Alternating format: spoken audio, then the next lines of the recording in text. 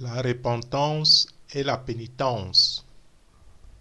Comment et pourquoi? Commençons par la question pourquoi. Le roi David savait à quel point une conscience coupable est lourde à porter quand il s'écriait au verset 4 du psaume 38 « Mes iniquités s'élèvent au-dessus de ma tête comme un lourd fardeau.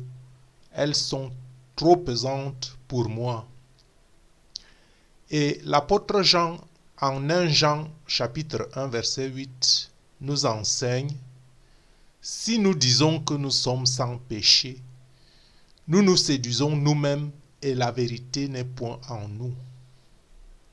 L'Ecclésiaste dit au chapitre 7 verset 20, non, il n'y a sur la terre point d'homme juste qui fasse le bien et qui ne pêche jamais. Et en Romains 3 chapitre 10, l'apôtre Paul nous dit, il n'y a point de juste, pas même un seul. Revenons à Jean, en 1 Jean chapitre 1 verset 10. L'apôtre Jean nous dit, si nous disons que nous n'avons pas de péché, nous le faisons menteur et sa parole n'est point en nous. Si nous disons que nous n'avons pas de péché, nous faisons de Jésus un menteur et la parole de Jésus n'est point en nous. Ceci étant, cela a pour résultat que nous devons être convaincus quand nous sommes un vrai croyant. Quand nous sommes de vrais croyants, nous devons nous convaincre par humilité chrétienne, je précise, que nous sommes tous pécheurs. Tous et chacun de nous est pécheur. Je ne parle pas des arrogants qui vous disent qu'ils sont justes, qu'ils n'ont rien à se reprocher. Je dis tout vrai croyant sait qu'il est pécheur par le seul fait que Jésus est venu nous sauver, que Dieu a envoyé un sauveur. Ça veut dire que nous sommes une humanité pécheresse, tous et chacun. D'où la nécessité de faire quelque chose, la nécessité d'agir pour essayer de renverser l'état de redevance au Seigneur. Pourquoi état de redevance au Seigneur?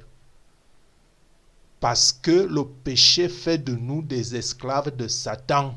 La Bible le dit. Le péché fait de nous des esclaves de Satan, qui nous éloignent de Dieu.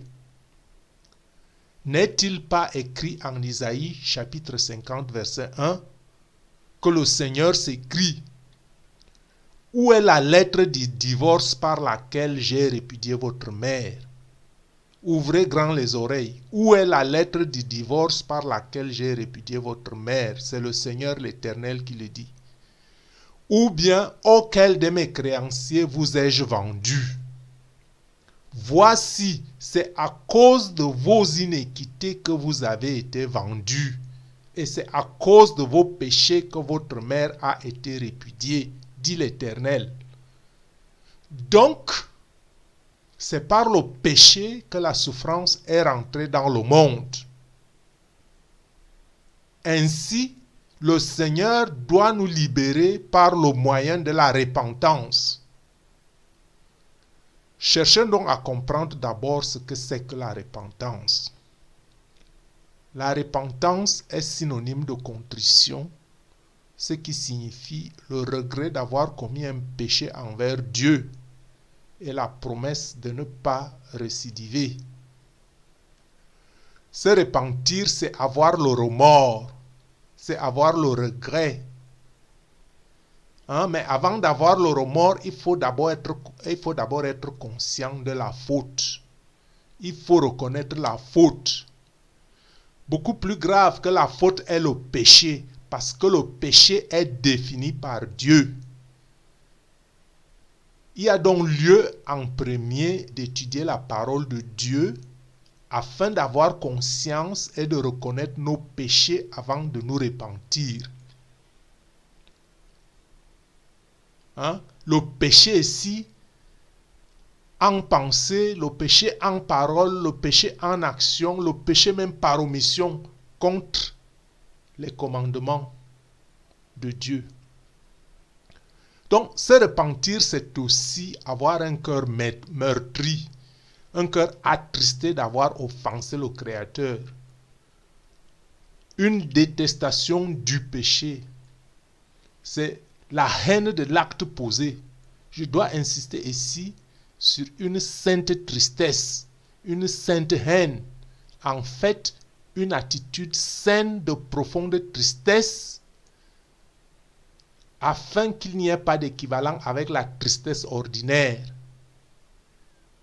Hein? Il faut donc surtout prendre au sérieux cet acte. Il faut prendre cet acte au sérieux puisqu'il n'y a personne derrière vous ou qui est derrière nous en dehors de notre propre conscience qui nous juge. Quand je dis qu'il n'y a personne ici, cela veut dire une personne humaine. Puisqu'en fait, Jésus seul, que vous ne voyez pas avec vos yeux physiques, Jésus seul pardonne les péchés. C'est à lui seul que Dieu a donné le pouvoir dans les cieux et sur la terre. Cependant, il y a des péchés dont nous n'avons pas conscience. Et à ce titre, on peut aussi se repentir des péchés qui nous sont inconnus ou inconscients.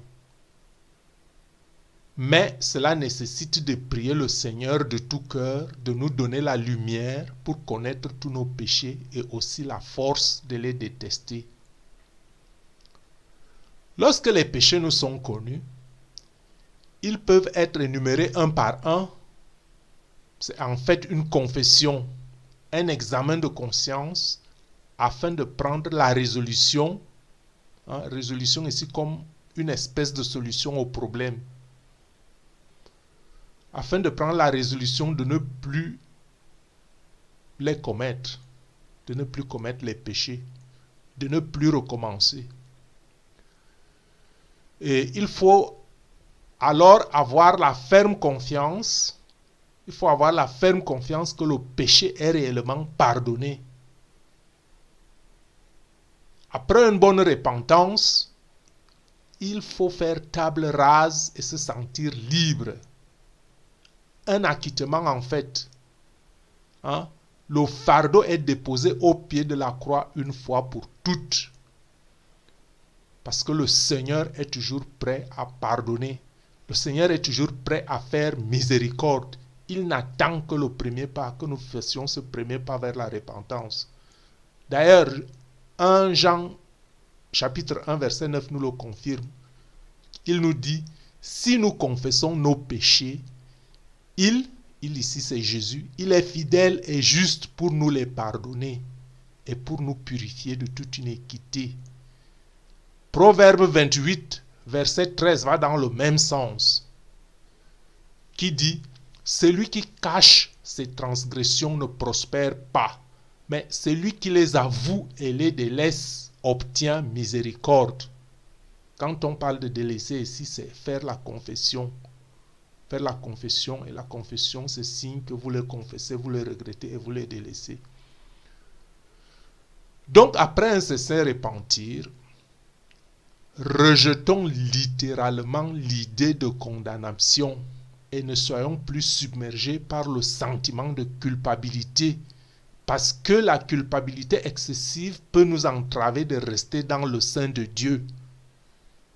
Rappelez-vous qu'il n'y a qu'un seul péché impardonnable. Il n'y a qu'un seul péché impardonnable.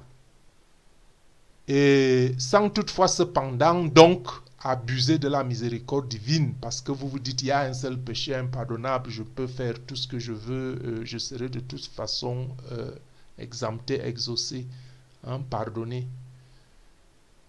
Donc n'abusez pas de la miséricorde divine, parce que le psaume 86 au verset 5 nous dit, car tu es bon Seigneur, tu pardonnes, tu es plein d'amour pour tous ceux qui t'invoquent.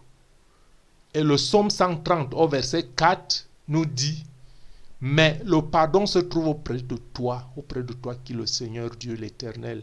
Mais le pardon se trouve auprès de toi afin qu'on te craigne.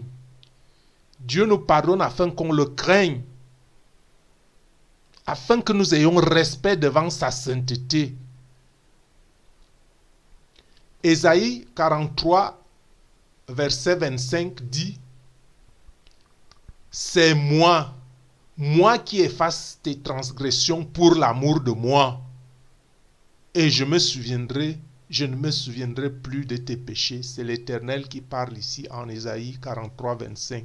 C'est moi qui efface tes transgressions pour l'amour de moi, parce que Dieu est amour, et je ne me souviendrai plus de tes péchés. Donc, quand on a péché, et qu'on a confessé son péché, qu'on a fait la repentance, Dieu ne se souvient plus. Donc, il faut s'enlever ce poids de la culpabilité, parce que le péché est pardonné une fois pour tous, pour toutes.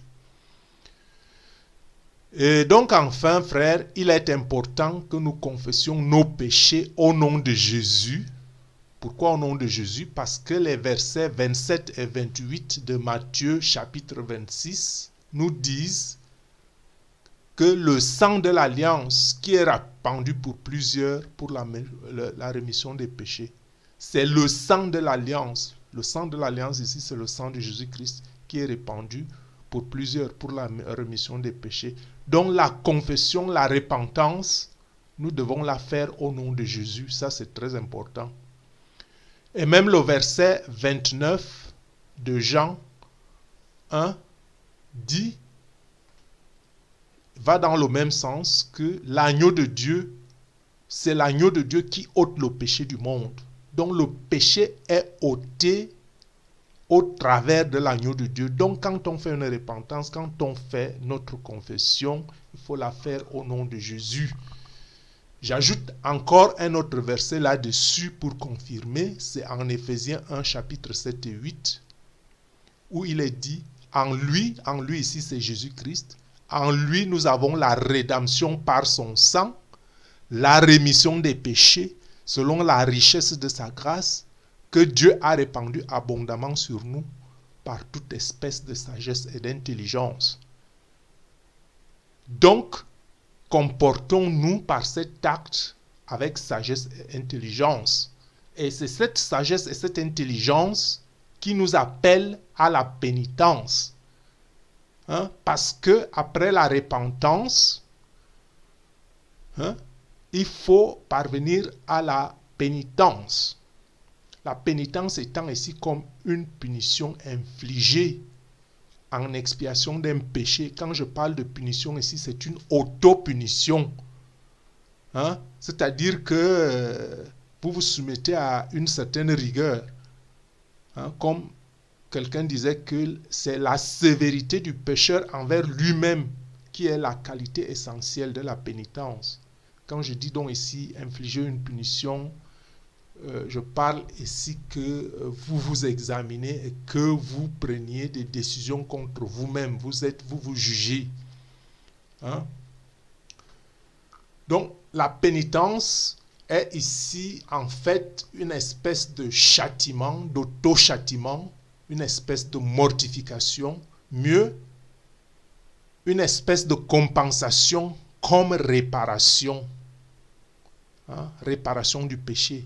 Car il vaut mieux réparer le péché quand on le peut. Il ne s'agit pas seulement de reconnaître le péché. Tant qu'on peut le réparer, il faut le faire.